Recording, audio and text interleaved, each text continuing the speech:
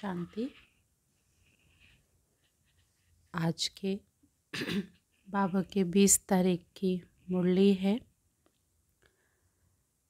बाबा के महावाक्य हैं। बाबा ने कहा, मीठे बच्चे, तुम अभी बिल्कुल षड पंथ पर खड़े हो। षड पंथ अर्थात किनारे पर खड़े हो। तुम्हें अब इस पार से उस पार जाना है, घर जाने की तैयारी करनी है। प्रश्न है, कौन सी एक बात याद रखो तो अवस्था अचल अडोल बन जाएगी। बाबा ने आंसर किया है, पास्ट इज पास्ट, अर्थात बीती का चिंतन नहीं करना है, आगे बढ़ते जाना है। सदा एक की तरफ देखते रहो तो अवस्था अचल अडोल हो जाएगी। तुमने अब कलयुग की हद छोड़ दी, फिर पिछाड़ी की ओर क्यों देखते हो? उसमें बुद्धि जरा भी न जाए, यही है सूक्ष्म पढ़ाई। ओम शांति। दिन बदलते जाते हैं, टाइम पास होता जाता है, तो विचार करो, सतयुग से लेकर टाइम पास होते होते अभी आकर कलयुग के किनारे पर खड़े हैं। तो ये सतयुग, त्रेता, द्वापर, कलयुग का चक्र भी जैसे कि मॉडल है। सृष्टि तो बड़ी लंबी चौड़ी है, उसके मॉडल रूप को बच्चों ने जान लिया है। आगे ये पता नहीं था कि अभी कलयुग पूरा होता है। अब मालूम पड़ा है, तो बच्चों को भी बुद्धि से सतयुग से लेकर चक्र लगाए कलयुग के अंत में किनारे पर आकर ठहरना चाहिए। समझना चाहिए कि टिक टिक होती रहती है, ड्रामा फिरता रहता है, बाकी क्या हिसाब रहा होगा, ज़रा सा रहा होगा, आगे पता नहीं था। अभी बाप ने समझाया है, बाकी कोना आकर के रहा है। इस दुनिया से उस दुनिया में जाने का अभी बाकी थोड़ा सा समय है। तो ये ज्ञान भी अभी मिला है कि हम सतयुग से लेकर चक्कर लगाते लगाते अब कलयुग अंत में आकर पहुँचे हैं। अब फिर वापस जाना है, आने का और निकलने का गेट होता है ना, ये भी ऐसे है। तो बच्चों को समझाना चाहिए। बाकी थोड़ा सा किनारा है, ये पुरुषोत्तम संगम युग है ना, अभी हम किनारे पर हैं, बहुत थोड़ा सा समय है। अब इस पुरानी दुनिया से ममत्व निकालना है। अब तो नई दुनिया में जाना है। समझानी तो बड़ी सहज मिलती है, तो ये बुद्धि में रखना चाहिए, चक्र बुद्धि में फिरना चाहिए। अभी तुम कलयुग में नहीं हो, तुमने इस हद को छोड़ दिया है। फिर उस तरफ वालों को याद क्यों करना चाहिए, जबकि छोड़ दिया है पुरानी दुनिया को, बुद्धि से तो छोड़ दिया ना। हम पुरुषोत्तम संगम युग पर हैं, फिर पिछाड़ी में देखें भी क्यों? बुद्धि योग विकारी दुनिया से क्यों लगाएं? ये बड़ी सूक्ष्म बातें हैं, बाबा जानते हैं। कोई कोई तो रुपए से एक आना भी समझते नहीं हैं, सुना और भूल जाते हैं। तुमको पिछाड़ी तरफ नहीं देखना है, बुद्धि से काम लेना है ना। हम पार निकल गए, फिर पिछाड़ी में देखें क्यों? Past is past. बाबा कहते हैं, कितनी महीन बात समझाते हैं, फिर भी बच्चों का कांध पिछाड़ी में क्यों लटका रहता है? कलयुग तरफ लटका हुआ है। बाबा कहते हैं, कांध इस तरफ कर दो। वह पुरानी दुनिया तुम्हारे काम की नहीं है। बाबा पुरानी दुनिया से वैराग्य दिलाते, नई दुनिया सामने खड़ी है, पुरानी दुनिया से वैराग्य। तो विचार करो, ऐसी हमारी अवस्था है। बाबा कहते हैं, पास्ट इज पास्ट, बीती बात को चितवो ही नहीं। तो पुरानी दुनिया में कोई आश नहीं रखो, अब तो एक ही ऊंच आश रखनी है, हम चले सुख धाम। तो बुद्धि में सुख धाम ही याद रहना चाहिए। पिछाड़ी में क्यों फिरना चाहिए, परंतु बहुतों की पीठ मुड़ जाती है। अभी तुम हो पुरुषोत्तम संगम युग पर, पुरानी दुनिया से किनारा कर लिया है, ये समझ की बात है ना। तो कहाँ भी ठहरना नहीं है, कहाँ भी देखना नहीं है, बीती को याद नहीं करना है। बाबा कहते हैं आगे बढ़ते जाओ, पिछाड़ी को नहीं देखो, एक तरफ ही देखते रहो, तभी अचल स्थिर अडोल अवस्था रह सकती है। उस तरफ देखते रहेंगे तो पुरानी दुनिया के मित्र संबंधी आदि याद पड़ते रहेंगे। नंबरवार तो है ना, आज देखो तो बहुत अच्छा चल रहा है, कल गिरा तो दिल एकदम हट जाती है। ऐसी ग्रहचारी बैठ जाती है जो मुरली सुनने पर भी दिल नहीं होती। विचार करो, ऐसा होता है ना। तो बाबा कहते तुम अभी संगम पर खड़े हो तो रुख आगे रखना चाहिए। आगे है नई दुनिया, तभी खुशी होगी।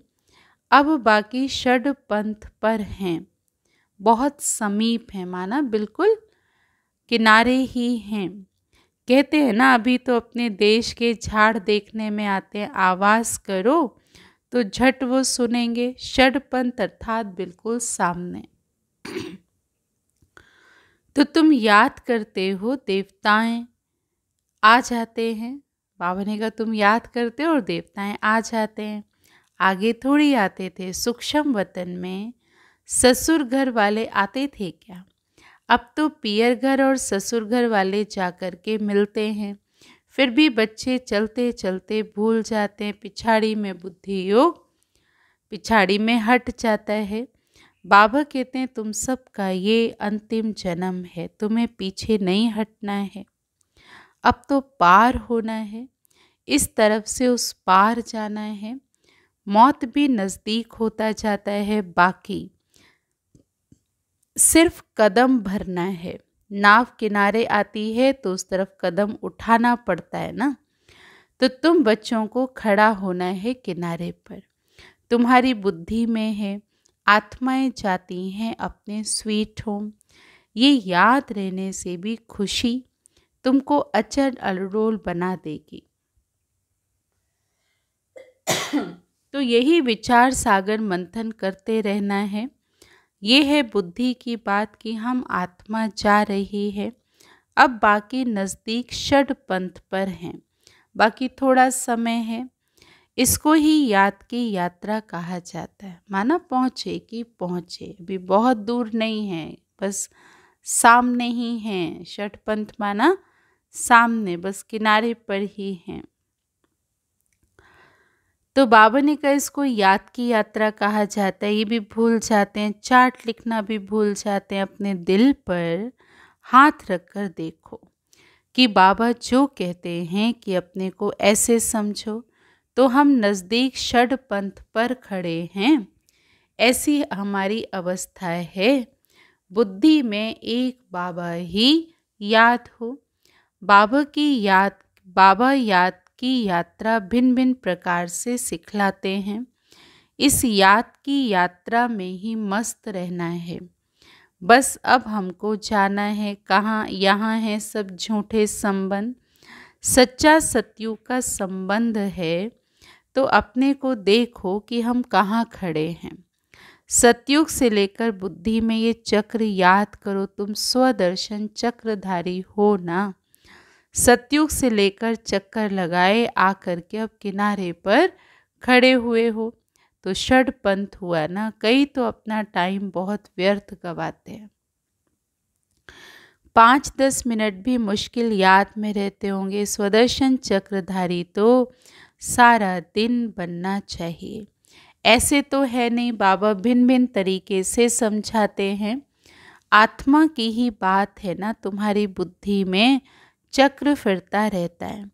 बुद्धि में ये याद क्यों नहीं रहनी चाहिए? अभी हम किनारे पर खड़े हैं, ये किनारा बुद्धि में क्यों नहीं याद रहता? जबकि जानते हो कि हम पुरुषोत्तम बन रहे हैं, तो जाकर किनारे पर खड़े रहो। जो माफिक चलते ही रहो, क्यों नहीं ये प्रैक्टिस करते हो? क्यों नहीं चक्र बुद्धि में आता है? ये स्वदर्शन चक्र है ना, बाबा शुरू से लेकर सारा चक्र समझाते हैं ना। सारा चक्र माना सतयुग से लेकर लास्ट तक। तो तुम्हारी बुद्धि सारा चक्कर लगाए आकर अब किनारे पर खड़ी रहनी चाहिए और कोई भी बाहर का वातावरण झंझट ना रहे। दिन प्रतिदिन तुम बच्चों को साइलेंस में ही जाना है, टाइम वेस्ट नहीं गंवाना। पुरानी दुनिया को छोड़ नए संबंध से अपना बुद्धि का योग लगाओ। योग नहीं लगाएंगे तो पाप कैसे कटेंगे? तुम जानते हो दुनिया ही खत्म होनी है। इसका मॉडल कितना छोटा है। 5000 वर्ष की दुनिया है। अजमेर में स्वर्ग का मॉडल है, परंतु किसको स्वर्ग याद आएगा क्या? वो क्या जाने स्वर्ग से। वह तो समझते हैं स्वर्ग तो 40,000 वर्ष के बाद आएगा। तो बाप तुम बच्चों को बैठ करके समझाते हैं। इस दुनिया में कामकाज करते बुद्धि में ये याद रखो कि ये दुनिया तो खत्म होने वाली है। अब जाना है। हम पिछाड़ी में खड़े हैं, कदम कदम जू मिसल चलता है। मंजिल कितनी बड़ी है, बाप तो मंजिल को जानते हैं ना। तो बाप के साथ दादा भी इकट्ठा हैं। वो समझाते हैं तो क्या ये नहीं समझा सकते? शिव बाबा समझाते तो क्या ब्रह्मा नहीं समझा सकते? ये भी सुनते तो हैं ना। क्या ऐसे ऐसे विचार सागर मंथन नहीं करता होगा? बाप तुमको विचार सागर मंथन करने की पॉइंट सुनाते रहते हैं। ऐसे नहीं कि बाबा बहुत पिछाड़ी में है, अरे ये तो दुम लटका हुआ है, फिर पिछाड़ी में कैसे होगा, ब्रह्मा तो साथ में ही है। ये सब गुह्य बातें धारण करनी है तो गफलत छोड़ देनी है। बाबा के पास 2-2 वर्ष के बाद आते हैं। बाबा कहते क्या ये याद रहता होगा कि हम नज़दीक किनारे पर खड़े हैं, अभी हमको जाना है। ऐसी अवस्था हो जाए तो बाकी और क्या चाहिए। तो बाबा ने ये भी समझाया है डबल सिर ताज ये सिर्फ नाम है, बाकी लाइट का ताज बाबा ने कहा कि ऐसा नहीं होगा कि कोई ऐसा प्रकाश का जो है वो ताज है। बाबा ने कहा क्या होगा कि लाइट का ताज है ना। तो प्रकाश माना कि ऐसा कोई वहाँ पर प्रकाश नहीं दिखाई देगा, लेकिन ऐसा रहेगा कि हाँ बहुत सुंदर जैसे कि ताज है ना। तो बाबा ने कहा वहाँ पर लाइट का ताज होगा। तो वो पवित्रता की निशानी है। ठीक है, ऐसे कोई प्रकाश साथ साथ में नहीं चलने वाला है, लेकिन ये पवित्रता की निशानी है। जो भी धर्म स्थापक हैं उनके चित्रों में लाइट तो ज़रूर दिखाते हैं, क्योंकि वो वाइसलेस सतो प्रधान हैं। फिर रजो तमो में आते हैं। तो तुम बच्चों को नॉलेज मिलती है तो उसमें मस्त रहना चाहिए। भल तुम हो इस दुनिया में, परंतु बुद्धि का योग वहाँ पर लगा रहे। बाकी इनसे भी तोड़ तो निभाना है। जो इस कुल के होंगे वो निकल आएंगे, सैम्पलिंग लगना है। आदि सनातन देवी देवता धर्म वाले जो होंगे वो ज़रूर आगे पीछे आएंगे, है ना। वो बिना उसके रह नहीं सकते। पिछाड़ी में आने वाले भी आगे वालों से तीखे चले जाएंगे। बाबा ने कहा ये पिछाड़ी तक होता रहेगा, वो पुरानों से तीखे कदम बढ़ाएंगे। उनकी स्पीड कैसी होगी? बहुत अच्छी होगी। उनको लगेगा हम तो लास्ट में आए हैं, तो हमें क्या करना है, हमें अपनी स्पीड को अच्छा रखना है। तो वो जो हैं अच्छी स्पीड से आगे बढ़ जाएंगे। तो बाबा ने कहा सारा इम्तिहान है याद की यात्रा का। भल वो देरी से आए हैं पर याद की यात्रा में लग जाएं और सब धंधा धोरी छोड़ इस यात्रा में बैठ जाएं। अब भोजन तो खाना ही है। बाकी अच्छी रीति याद में रहें तो इस खुशी जैसी खुराक नहीं है। यही तात लगी रहेगी कि अभी हम चाहते हैं 21 जन्मों का राज्य भाग्य मिलता है। लॉटरी मिलने वाले को खुशी का पारा चढ़ जाता है ना, तो तुमको बहुत मेहनत करनी है। इसको ही अंतिम अमूल्य जीवन कहा जाता है। याद की यात्रा में बहुत मज़ा है। बाबा ने कहा हनुमान भी पुरुषार्थ करते करते क्या बना, स्थैर्यम बना ना। तो बाबा ने कहा भंभोर को आग लगी, रावण का राज्य जल गया। ये कहानी बना दिए। बाप तो यथार्थ बात बैठकर समझाते हैं कि रावण राज्य खलास हो जाएगा, ये रहेगा नहीं। तो स्थैर्यम बुद्धि इसको कहा जाता है। बस अभी षड पंथ पर हैं, हम जा रहे हैं, इस याद में रहने का पुरुषार्थ करो तो खुशी का पारा चढ़ेगा। आयु भी योग बल से बढ़ती है। तो तुम अभी दैवी गुण धारण करते हो, फिर आधा कल्प चलता है। इस एक जन्म में तुम इतना पुरुषार्थ करते हो जो तुम जा कर के ये लक्ष्मी नारायण बनते हो। तो कितना पुरुषार्थ करना चाहिए, इसमें गफलत व टाइम वेस्ट नहीं करना चाहिए। बाबा ने कहा जो करेगा सो पाएगा। तो बाप तो शिक्षा देते हैं। तुम समझते हो कल्प कल्प हम विश्व के मालिक बनते हैं, इतने थोड़े से टाइम में कमाल कर देते हैं, सारी दुनिया को चेंज कर देते हैं। बाप के लिए कोई बड़ी बात नहीं है, कल्प कल्प करते हैं। तो बाबा समझाते हैं चलते फिरते खाते पीते अपना बुद्धि योग बाप से लगाओ। ये गुप्त बात बाप ही बच्चों को बैठ करके समझाते हैं। अपनी अवस्था को अच्छी रीति से जमाते रहो, नहीं तो ऊंच पद नहीं पाएंगे। तो तुम बच्चे नंबरवार पुरुषार्थ अनुसार मेहनत करते हो, समझते हो अभी तो हम किनारे पर खड़े हैं, फिर पिछाड़ी में हम क्यों देखें, आगे कदम बढ़ते रहते हैं। फिर इसमें बहुत अंतर्मुखता चाहिए, इसीलिए कछुए का मिसाल है। ये मिसाल आदि सब तुम्हारे लिए है। सन्यासी तो हैं हठ योगी, वो राजयोग तो सिखला ना सकें। वो लोग सुनते हैं तो समझते हैं कि लोग हमारी इंसल्ट करते हैं, इसलिए ये भी युक्ति से लिखना है ना। वास्तव में तो वो राजयोग नहीं सिखा सकते, पर उनको इंसल्ट लगता है। तो बाबा ने कहा कि बहुत युक्ति से लिखना है कि बाप बिगर कोई भी राजयोग सिखा ना सके। इनडायरेक्ट बोला जाता है तो ख्याल ना हो, युक्ति से चलना होता है ना। जो सर्प भी मरे और लाठी भी न टूटे। कुटुंब परिवार आदि सबसे प्रीत रखो, परंतु बुद्धि का योग बाप से लगाना है। तुम जानते हो कि अभी एक की मत पर हैं हम, ये है देवता बनने की मत। इसको ही अद्वैत मत कहा जाता है। बच्चों को देवता बनना है।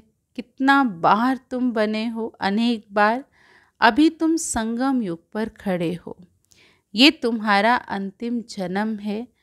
अब तो जाना है, पिछाड़ी में क्या देखना। देखते हुए भी अपनी अवस्था अपनी अडोलता में तुम खड़े रहो। मंजिल को भूलना नहीं है। तुम ही महावीर हो जो माया पर जीत पाते हो। अभी तुम समझते हो कि हार और जीत का ये चक्र फिरता रहता है। कितना वंडरफुल ज्ञान है बाबा का। ये पता था क्या कि अपने को बिंदी समझना है? ये तो कभी सोचा ही नहीं था कि हमको अपने को बिंदी समझने का अभ्यास करना पड़ेगा। इतनी छोटी सी बिंदी में सारा पाठ नोंधा हुआ है, जो चक्र फिरता ही रहता है। बहुत वंडरफुल है, वंडर कहकर छोड़ना ही पड़ता है ना। ज़्यादा अगर जाएंगे ऐसा क्वेश्चंस में तो फिर बहुत उलझ जाएंगे, क्योंकि कुदरत, नेचर, परमात्मा, बहुत सारी चीज़ें हैं, है ना। आत्मा इतनी छोटी बिंदी, तो ये बहुत वंडरफुल चीज़ें हैं, तो वंडर कह करके छोड़ना पड़ता है, छोड़ना ही पड़ता है, नहीं तो टाइम वेस्ट हो जाएगा। अच्छा, मीठे मीठे सिकिलधे बच्चों प्रति माता पिता बाप दादा का याद प्यार और गुड मॉर्निंग। रूहानी बाप की रूहानी बच्चों को नमस्ते। हम रूहानी बच्चों की रूहानी बाप दादा को नमस्ते नमस्ते। धारणा के लिए सार है, पीछे मुड़कर नहीं देखना, किसी भी बात में ठहर नहीं जाना है। एक बाप की तरफ देखते हुए अपनी अवस्था को एक रस रखना है। बुद्धि में याद रखना है कि अभी हम किनारे पर खड़े हैं, घर जाना है, गफलत छोड़ देनी है, अपनी अवस्था जमाने की गुप्त मेहनत करनी है। वरदान है, विहंग मार्ग की सेवा द्वारा विश्व परिवर्तन के कार्य को संपन्न करने वाले सच्चे सेवाधारी भव। विहंग मार्ग की सेवा द्वारा विश्व परिवर्तन के कार्य को संपन्न करने वाले सच्चे सेवाधारी भव। विहंग मार्ग की सेवा करने के लिए संगठित रूप में रूप और बसंत माना ज्ञान और योग, इन दोनों का बैलेंस चाहिए। जैसे बसंत रूप से एक समय पर अनेक आत्माओं को संदेश देने का कार्य करते हो, ऐसे ही रूप अर्थात याद के बल द्वारा, श्रेष्ठ संकल्प के बल द्वारा विहंग मार्ग की सर्विस करो, माना बेहद बड़े रूप की सेवा करो। इसकी भी इन्वेंशन निकालो। साथ साथ संगठित रूप में दृढ़ संकल्प से पुराने संस्कार, स्वभाव व पुरानी चलन के तिल व जौ यज्ञ में स्वाहा करो, तब विश्व परिवर्तन का कार्य संपन्न होगा अथवा यज्ञ की समाप्ति होगी। स्लोगन है, बालक और मालिक पन के बैलेंस से प्लान को प्रैक्टिकल में लाओ। बालक और मालिकपन के बैलेंस से प्लान को प्रैक्टिकल में लाओ। जो भी प्लानिंग की है बाबा ने कहा उसको प्रैक्टिकल में लाना है, लेकिन चाहिए क्या? चाहिए बालक और मालिकपन का बैलेंस। ओके, ओम शांति। अभी बाबा की याद में बैठते हैं। यह है आज के बाबा के महावाक्य। जैसी बाबा की मुरली एज इट इज़ वैसे ही बाबा के महावाक्य।